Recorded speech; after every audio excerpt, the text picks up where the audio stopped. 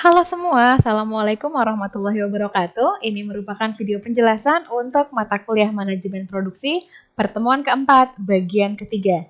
Pada bagian pertama, Anda sudah belajar tentang konsep perencanaan agregat, kemudian pada video kedua, Anda sudah mempelajari 3 strategi agregat, yaitu level, chase, dan subkontrak. Maka pada bagian ketiga ini, kita akan mempelajari dulu yang namanya mix strategi. Mix strategi dari namanya aja kita udah bisa tebak. Mix itu artinya adalah campuran. Maka metode ini dia menggabungkan dua atau lebih strategi yang sudah kita pelajari kemarin. Baik dia itu level, dia itu chase maupun subkontrak dalam penyusunan rencana agregat. Strategi dari mix ini adalah kita bisa menggabungkan antara tingkat produksi dengan tingkat permintaan serta juga waktu lembur. Jadi kita bisa mainkan tenaga kerjanya, kita bisa mainkan inventorinya, kita bisa mainkan overtime-nya atau lembur, dan kita juga bisa mainkan subkonnya.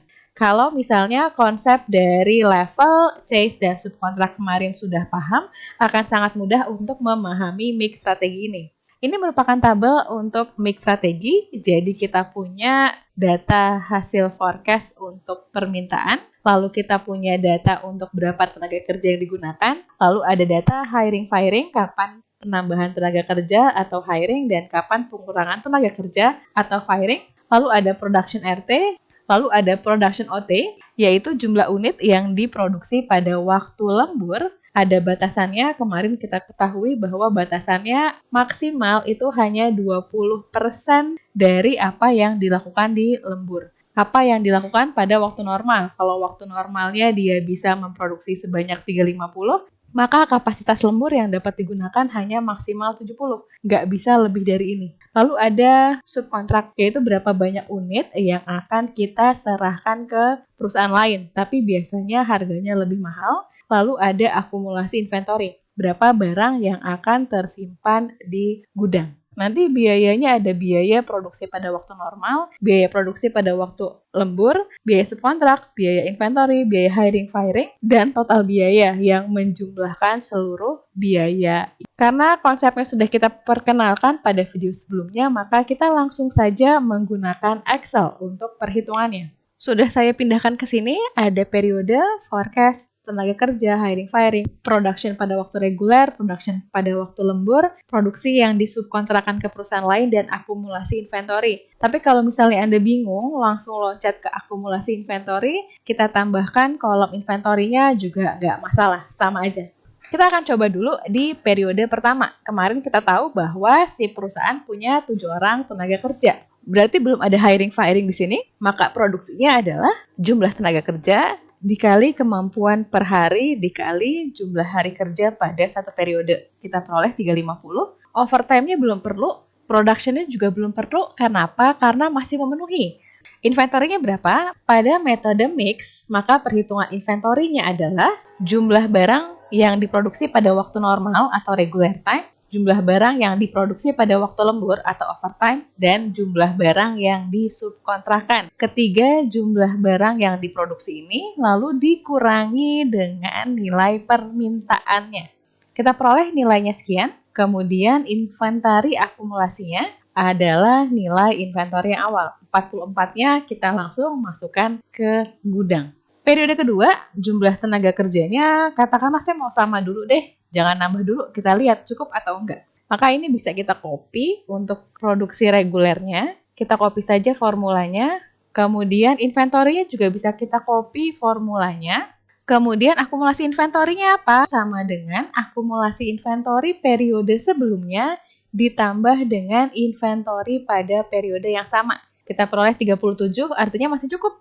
Ini juga saya copy dulu formulanya saja. Oke, kita lihat di sini. Wah, ini ternyata emang nggak cukup. Kenapa ya? Karena kita belum produksi. Kita coba bagaimana caranya supaya inventory-nya tidak negatif, supaya seluruh permintaan terpenuhi. Kita coba dulu. Misalnya pada periode ketiga, saya mau tetap 7, cuma kok kalau saya buat 7, ini inventory-nya kebanyakan. Kalau inventory-nya kebanyakan, nanti biaya simpannya tinggi. Kalau kayak gitu, saya kurangi deh tenaga kerjanya. Kalau saya kurangi tenaga kerja, berarti muncul firing sebanyak 1 orang di sini. Inventory-nya aman, karena dia kekurangan 16, Di gudang masih ada 37, dia ambil 16, masih sisa 21. Di periode keempat gimana? Apakah saya mau tetap dulu 6, tapi kurang 47? Nah, Anda punya pilihan. Apakah Anda mau 7 sehingga Anda melakukan hiring untuk satu orang sehingga permintaannya terpenuhi, atau Anda mau tidak melakukan perekrutan, kekurangan produksinya berapa? Dia kurangnya 68, di gudang ada 21, jadi sebenarnya dia hanya membutuhkan 47. Maka ini 47-nya saya buat di waktu lembur aja. Kemudian akhirnya udah barangnya terpenuhi, barang di gudang habis. Lalu di periode kelima saya lihat lagi, oh saya masih 6 juga deh. Nanti kurang nih 26, ya udah saya lemburin lagi. Kemudian di periode ke-6, oh permintaannya tinggi banget. Kayaknya kalau saya tetap pakai 6 orang, kebanyakan nih jumlah overtime-nya. Padahal tadi jumlah overtime-nya hanya 20% dari waktu reguler. Waktu regulernya 300, berarti di sini maksimalnya cuma 60. Maka nggak mungkin nih seperti ini. Nggak bisa, nggak cukup, berarti bisa 60. Masih kurang 19, 19-nya diapain? 19-nya saya kontrakan. Tapi kan kalau misalnya kita pakai subkon itu kan mahal banget. Satunya ada sebesar 75.000. Jadi kalau seperti ini ya udah deh, saya nggak jadi subkon, saya nggak jadi lembur, saya nambah tenaga kerja aja. Kalau saya nambah tenaga kerja, berarti saya harus merekrut orang sebanyak 1 orang. Ternyata ketika saya rekrut 7 orang pun masih nggak cukup. Berarti harus saya apain nih? Anda mau tambah jadi 8 kah? Jadi lebih? Atau saya tetap tambah 1 aja, tapi 29-nya saya overtime kan. Nanti di periode 7, tetap 7. Di periode ke-8, tetap 7, tapi masih nggak cukup nih. Saya overtime kan saja kalau seperti itu. Kalau sudah seperti ini, maka kita bisa hitung nih. Berarti firing ada 1, hiring ada 1, kemudian overtime-nya, production RT-nya sudah kita jumlahkan di sini. Maka ini overtime-nya juga kita jumlahkan. Kemudian juga inventory-nya kita jumlahkan. Lalu kita hitung berapa sih jumlah regular time-nya. Ini dikali biaya reguler per unitnya 25.000. Kemudian overtime-nya 129 dikali biaya pada waktu lembur 35.000. Subkonnya sama dengan biaya subkon. Kalau ada itu dikali dengan biaya subkonnya sebanyak 75.000. Inventory-nya yang akumulasi inventory dikali dengan biaya simpannya adalah 8.000. Firing ada 1 orang tadi, dikali biaya hiringnya adalah 80.000. Di firingnya ada 1, dikali dengan biaya firingnya adalah 65.000. Biaya ini semua Anda jumlahkan. Oke. Biayanya kita peroleh bahwa 71 juta. Nah, Anda boleh mainkan di sini. Kita lihat ya, saya copy dulu nih. Saya copy di sini. Kalau saya coba mainkan, kira-kira biayanya berubah atau tidak? Misalnya tadi saya tidak jadi firing di sini, saya tetap menggunakan orang, kemudian ini berarti tidak perlu. Anda punya opsi lain, Anda bisa mengubah-ubah ini. Jadi misalnya ini saya ulang lagi, yang angka ininya, ini juga saya hilangkan lagi. Jadi kita hanya ada rumus di sini. Saya misalnya, saya belum mau mengurangi jumlah tenaga kerja. Misalnya kenapa masih cukup? Ya udah, tapi ini kalau seperti ini 77 ketinggian nih, saya kurangin deh di sini. Kemudian di sini juga saya tambah lagi. Kemudian yang lainnya itu tetap, katakan seperti itu. Di sini berarti ada firing sebanyak 1 orang, di sini ada hiring sebanyak 1 orang. Lalu pada periode tertentu, ternyata pada periode ke-6 ini kurang berapa? Kurang 2, maka 2-nya saya overtime kan. Kemudian di sini juga kurang 27, maka 27-nya saya overtime kan. Yang ini rumusnya sudah ikut tadi ya. Yang ini juga rumus sudah ikut. Ini subkon tidak ada, inventory tidak ada. Hiringnya jadi 1 orang, kemudian firingnya juga 1 orang. Total biayanya kita peroleh 71878. Sebelumnya kita peroleh nilainya adalah 71838. Oh ternyata yang percobaan kedua kita ini lebih mahal daripada percobaan kita yang di awal. Nilai-nilai ini, angka-angka ini tenaga kerja, berapa jumlah yang di overtime-kan dan berapa jumlah yang di subkontrakan ini yang bisa Anda mainkan. Strateginya seperti apa supaya dapat biaya yang paling murah. Untuk strategi mix selesai sampai di sini. Metode terakhir yang kita pelajari adalah strategi transportasi. Strategi ini digunakan untuk menentukan perencanaan agregat dengan tujuan meminimasi biaya. Ceritanya di sini ada beberapa sumber, yaitu produksi, dan ada beberapa tujuan, yaitu permintaan. Gimana caranya si produksi bisa memenuhi permintaan di tujuan. Dalam pemecahannya nanti akan ada beberapa baris dan ada beberapa kolom. Kita akan membuat penyelesaiannya dalam sebuah matriks. Bentuk matriksnya seperti ini. Ada periode, di sini kita contohkan ada 4 periode 1, 2, 3, dan 4. Dan ada baris 1, baris 2, baris 3, baris. Yang baris ini melambangkan jumlah permintaannya.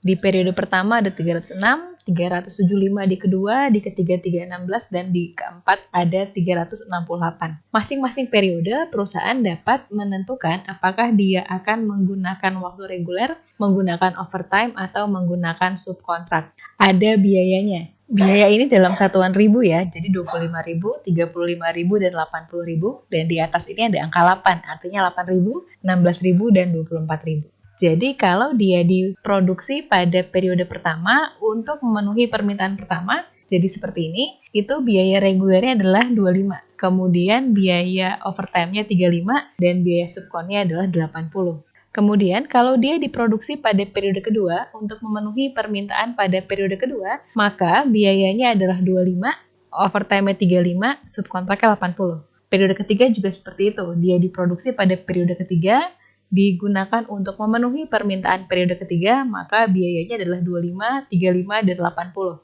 Sama dengan periode keempat. Tapi, jika ada sebuah produksi yang dilakukan pada periode pertama, tapi digunakan untuk memenuhi permintaan pada periode kedua. Kalau seperti itu, maka dia diproduksi pada periode pertama, kemudian dia digunakan untuk memenuhi permintaan pada periode kedua, maka ada biaya simpan. Disimpan dia sehingga jumlah biayanya kita tambahkan 8. Jadi biaya ada 33, ini 35 ditambah 8, 43, dan 8 ditambah dengan biaya simpan 8, jadi 88. Yang ini juga seperti itu. Dia diproduksi pada periode kedua, untuk memenuhi permintaan pada periode ketiga, maka ditambahkan 8.